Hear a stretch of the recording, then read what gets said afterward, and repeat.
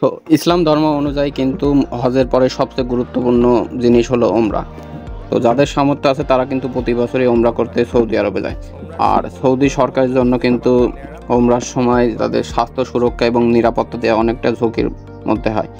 তো এবার এই সমস্যার সমাধানে কিন্তু সৌদি সরকার করতে যাচ্ছে, তাদের নতুন দিক নির্দেশনা অনুযায়ী ওমরা করার জন্য কিন্তু আদেশ দেওয়া হয়েছে। তো আমরা সবাই জানি যে ওমরা করার সময় কিন্তু মাথার চুল কাটতে হয়।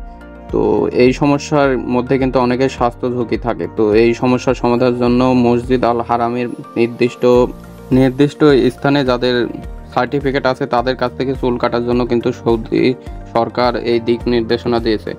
তো এর ভিতরে আরেকটা আছে, আগে কিন্তু যেসব নারীরা ওমরা করতে যেত তাদের কিন্তু অভিভাবক লাগতো, কিন্তু বর্তমানে সৌদি সরকার এই অভিভাবকহীন বাদেও মেয়েরা কিন্তু ওমরা করতে পারবে। আর ওমরার ভিসার মেয়াদ আগের থেকে এখন 90 দিন দেওয়া হয়েছে। তো এই বিষয়টি যারা ওমরা করতে যাচ্ছেন তাদের কাছে অনেক একটু সুখবর, কারণ এই জায়গায় ইসের মাধ্যমে কিন্তু ঘুরতেও পারবেন।